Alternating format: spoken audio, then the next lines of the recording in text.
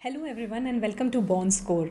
आप जानते हैं इंडिया में 8 करोड़ से ज़्यादा क्रेडिट कार्ड यूज़र्स हैं। जी हाँ, और इनमें से अधिकतर यूज़र्स को अपनी ग्रेस पीरियड के बारे में पता नहीं होता है and they miss out this opportunity जो इंटरेस्ट फ्री पीरियड है, जिसे कि ग्रेस पीरियड भी कहा जाता है। इसके रिवॉर्ड्स, इसके बेनिफिट्स वो मिस करते हैं एंड इसमें बहुत सारा पैसा लूज़ हो रहा है उनका, बहुत सारे पर्क्स वो मिस कर देते हैं।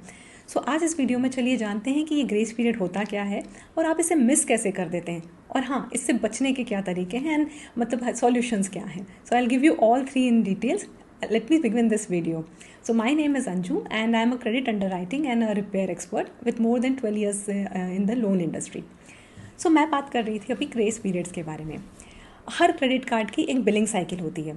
इसे ऐसे समझिए जैसे आप इलेक्ट्रिसिटी बिल लेते हैं या गैस बिल आता है, 30 डेज़ हम उसे यूज़ करते हैं और उसके बाद हमें उसे बिल भरना होता है। वैसे ही क्रेडिट कार्ड्स में भी होता है।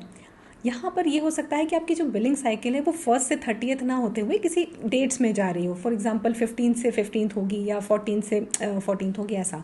ये हर क्रेडिट कार्ड कंपनी आपको, बैंक्स या कंपनी जो है क्रेडिट कार्ड, ये आपको इशू करके देती है।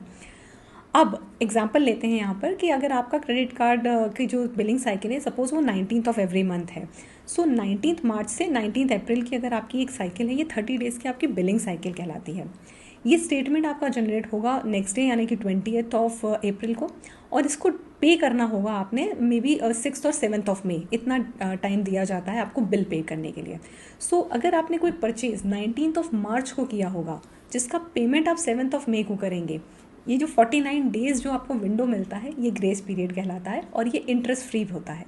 सो वॉट एवर आपकी क्रेडिट लिमिट है, 1 लाख रुपए है, 2 लाख है, जो भी है, अगर आप उस लिमिट के अंदर अपनी जो भी परचेज करते हैं क्रेडिट कार्ड पे स्पेंड करते हैं, ये अमाउंट आपको पे करने के लिए 49-50 डेज़ की एक विंडो मिल जाती है। इंडिया में यूजुअली सभी बैंक्स 45 से 50 डेज़ की विंडो देते हैं, जबकि यूएस में तो ये विंडो बहुत कम है। It's almost from 21 to 25 days.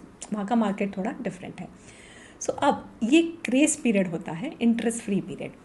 अब यहाँ मिस कैसे होता है, सेकेंड पार्ट में मैं आपको यही बता रही हूँ।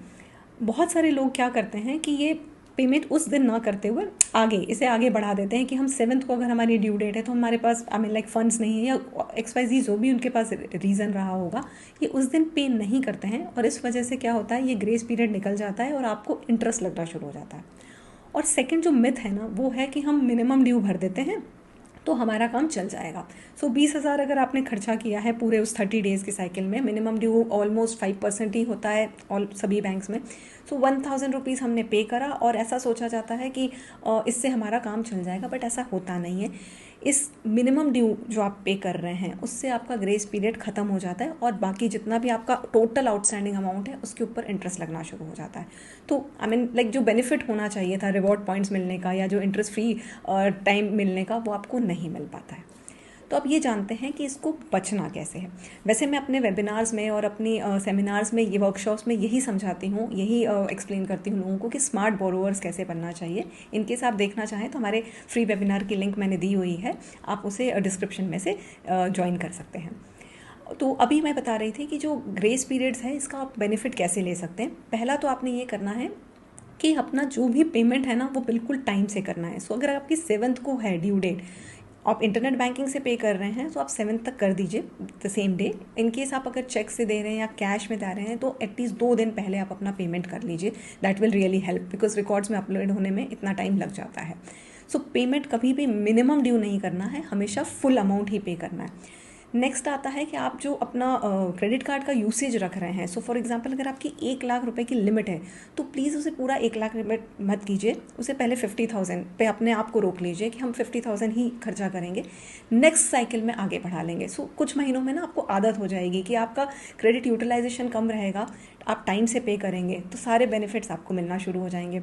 सबसे पहला तो ये है कि आप एक अच्छे बोरोवर के तौर पर क्रेडिट ब्यूरोज में रिपोर्ट होंगे, आपका क्रेडिट स्कोर बढ़ता रहेगा, बैंक्स आपको प्री अप्रूव लोन्स के लिए क्वालिफाई करेंगे। आप अगर ज़्यादा बड़ा अमाउंट का लोन लेना चाहते हैं तो भी आपको मिलना शुरू हो जाएगा, बिकॉज आपने अपना क्रेडिट स्कोर अच्छा रखा हुआ है, आप हमेशा टाइम पे कर रहे हैं। यू आर अ क्रेडिट वर्दी कस्टमर, जिसको कि फाइनेंस की लैंग्वेज में कहा जाता है।